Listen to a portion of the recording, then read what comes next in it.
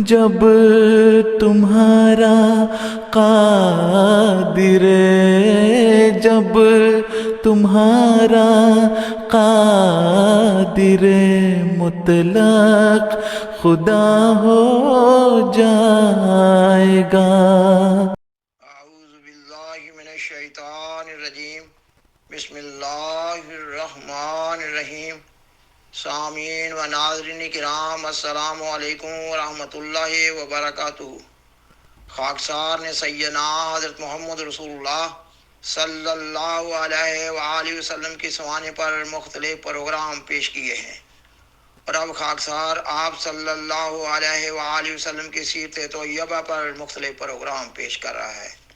آج کا پروگرام سیدنا حضرت محمد رسول اللہ صلی اللہ علیہ وسلم کی خشیت اور خوف الہی کے بارے میں ہے۔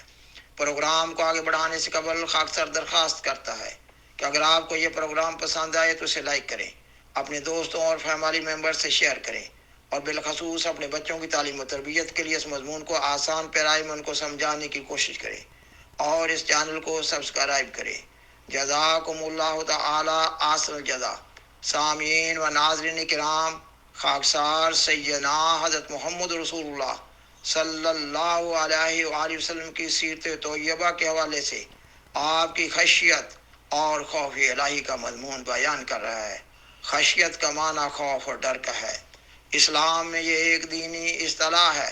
اس کا معنی یہ ہوگا کہ ایک انسان اللہ تعالیٰ سے ڈرتا رہے، یہ کہ انسان سے کوئی ایسا کام نہ ہو جائے جو اللہ تعالیٰ کو ناپسند ہو۔ دوسرے الفاظ میں ہم اسے تقویٰ کا اعلیٰ مقام کہہ سکتے ہیں، اور اس کی مزید تشریح یہ بھی ہو سکتی ہے کہ انسان ہر وقت اللہ تعالیٰ کے مواخذہ کا خوف اپنے دل و دماغ میں مستحضر رکھے۔ حدیث میں ہے کہ ایمان خوف اور رجا کے درمیان ہوتا ہے۔ اس کا مطلب یہ ہے کہ ایک مومن اللہ تعالیٰ کے مواخذہ سے بھی بے خوف نہیں ہوتا، اور اللہ تعالیٰ کی رحمت سے بھی نا امید نہیں ہوتا۔ حقیقی خشیت یہ ہے کہ انسان محض اور محض اللہ تعالیٰ سے ڈرے اور بہت ڈرتا رہے۔ لا الہ الا اللہ کا یہی مطلب ہے۔ ایک دفعہ سیدنا حضرت محمد رسول اللہ صلی اللہ علیہ وآلہ وسلم نے اپنے صحابہ کرام رضی اللہ تعالیٰ عنہم کو نصیحت کرتے ہوئے فرمایا کہ تم میں سے کوئی بھی اپنے آپ کو حقیر نہ سمجھے۔ صحابہ نے عرض کی، یا رسول اللہ وہ کیسے؟ آپ صلی اللہ علیہ وآلہ وسلم نے فرمایا کہ ایک انسان کسی دینی کام یا بات میں کوئی کمی یا خرابی محسوس کرتا ہے اور وہ اس پر خاموش رہتا ہے، اللہ تعالیٰ قیامت کے روز اس سے پوچھے گا کہ اس نے اس کے بارے میں کیوں بات نہ کی۔ وہ جواب دے گا کہ لوگوں کے ڈر سے وہ خاموش رہا۔ اللہ تعالیٰ فرمائے گا کہ لوگوں کی نسبت سے میں اس بات کا زیادہ حقدار تھا کہ تم مجھ سے ڈرتے۔ سیدنا حضرت محمد رسول اللہ صلی اللہ علیہ وآلہ وسلم اللہ تعالیٰ کی خشیت کے نیچے دبے ہوئے تھے۔ آپ صلی اللہ علیہ وآلہ وسلم اللہ تعالیٰ سے شدید محبت رکھنے کے ساتھ ساتھ اللہ تعالیٰ کے تمام احکام پر عمل پیرا ہونے کے ساتھ ساتھ اللہ تعالیٰ کا خوف بھی بہت رکھتے تھے۔ آپ صلی اللہ علیہ وآلہ وسلم کی خشیت کا یہ حال تھا کہ آپ صلی اللہ علیہ وآلہ وسلم نے اپنے تمام رشتہ داروں کو کھول کھول کر بتا دیا تھا کہ آخرت میں میرا رشتہ آپ کے کام نہ آئے گا، تمہارے اعمال تمہارے کام آئیں گے۔ اور پھر آپ صلی اللہ علیہ وسلم اکثر فرمایا کرتے تھے کہ میں بھی اللہ کی رحمت اور فضل سے بخشے جاؤں گا، نہ کہ اپنے نیک اعمال کی وجہ سے۔ آپ صلی اللہ علیہ وآلہ وسلم ہر وقت اللہ تعالیٰ سے لرزاں اور ترساں رہتے تھے۔ آپ صلی اللہ علیہ وآلہ وسلم اپنی دعاؤں میں اکثر یہ دعا مانگا کرتے تھے کہ یا مقلب القلوب ثبت قلبی علی دینے کا، اے دلوں کے مالک خدا، اے دلوں کو پھیرنے والے اللہ، میرے دل کو اپنے دین پر مضبوطی سے قائم کیے رکھ۔ آپ صلی اللہ علیہ وآلہ وسلم کے صحابہ کرام رضی اللہ تعالیٰ عنہم نے عرض کی، یا رسول اللہ آپ تو اللہ کے رسول ہیں، پھر بھی ایسی دعا کرتے ہیں۔ آپ صلی اللہ علیہ وآلہ وسلم نے فرمایا، دل تو رحمان خدا کی دو انگلیوں کے درمیان ہے، وہ جیسے چاہے دل کو پھیر دے۔ سامعین و ناظرین کرام، اللہ تعالیٰ قرآن مجید کی سورت المومنون کی آیت 58 تا 61 میں بیان فرماتا ہے، ان الذین هم من خشیت ربهم مشفقون والذین هم بآیات ربهم یؤمنون والذین هم بربهم لا یشرکون والذین یؤتون ما اتوا وقلوبهم واجلة انہم الی ربهم راجعون، یعنی یہ کہ وہ لوگ جو اپنے رب کے روب سے ڈرنے والے ہیں، اور وہ لوگ جو اپنے رب کی آیات پر ایمان لاتے ہیں، اور وہ لوگ جو اپنے رب کے ساتھ شریک نہیں ٹھہراتے، اور وہ لوگ کہ جو بھی وہ دیتے ہیں اس حال میں دیتے ہیں کہ ان کے دل اس خیال سے ڈرتے رہتے ہیں کہ وہ یقیناً اپنے رب کے پاس لوٹ کر جانے والے ہیں۔ ان آیات کے بارے میں ام المومنین حضرت عائشہ رضی اللہ تعالی عنہا کے دل میں ایک سوال پیدا ہوا۔ انہوں نے عرض کی، یا رسول اللہ، کیا یہ وہ لوگ ہیں جن میں مختلف کمزوریاں ہوتی ہیں، مثلا شراب وغیرہ پینا، اور وہ اپنی کمزوریوں کے باعث اللہ سے ڈرتے ہیں اور ساتھ ساتھ کچھ نیکیاں بھی کرتے جاتے ہیں؟ آپ صلی اللہ علیہ وآلہ وسلم نے فرمایا، اس جگہ تو اعلیٰ درجہ کے متقیوں کا ذکر ہے جو انتہائی خلوص کے ساتھ روزے رکھتے ہیں، نمازیں پڑھتے ہیں، صدقات دیتے ہیں، مگر پھر بھی اللہ تعالیٰ سے ڈرتے رہتے ہیں کہ ان کی یہ نیکیاں غیر مقبول نہ ہو جائیں۔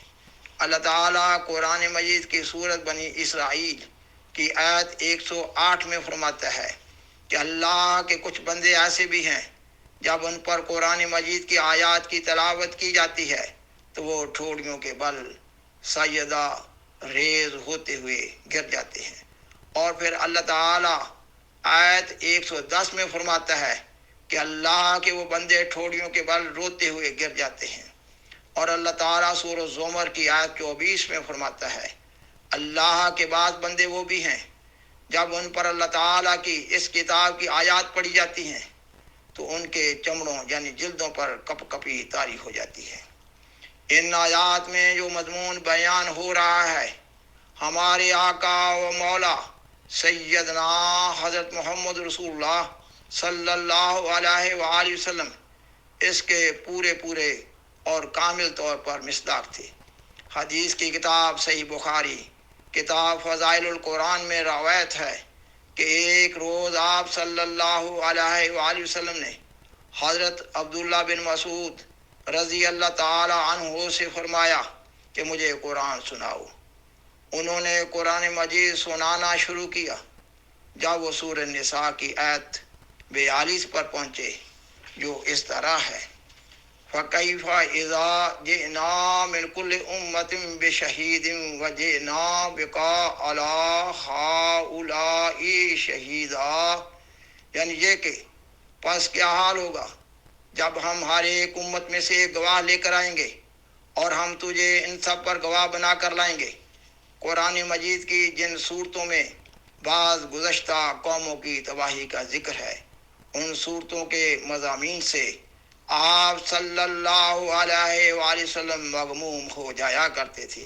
حدیث کی کتاب ترمذی کتاب تفسیر القرآن میں روایت ہے یہ کہ آپ نے حضرت ابوبکر رضی اللہ تعالی عنہ سے فرمایا، قرآن مجید کی سورت ہود، سورت الواقعہ، سورت المرسلات، سورت النبا اور سورت تکویر وغیرہ نے مجھے بوڑھا کر دیا ہے۔ حضرت ابو ہریرہ رضی اللہ تعالی عنہ بیان کرتے ہیں کہ انہیں ایک رات سفر میں سیدنا حضرت محمد رسول اللہ صلی اللہ علیہ وسلم کے ساتھ گزارنے کا موقع ملا۔ آپ نے بسم اللہ سے تلاوت شروع کی اور رو پڑے، یہاں تک کہ روتے روتے گر گئے۔ پھر 20 مرتبہ بسم اللہ پڑھی اور ہر بار آپ صلی اللہ علیہ وسلم روتے روتے گر جاتے، اور پھر فرمانے لگے، وہ شخص بہت ہی بدبخت ہے جس پر رحمان الرحیم خدا بھی رحم نہ کرے۔ اس بات کا مطلب یہ ہے کہ اللہ تعالیٰ ایسا رحمان الرحیم ہے کہ اپنی طرف آنے والے ہر شخص کو معاف کر دیتا ہے۔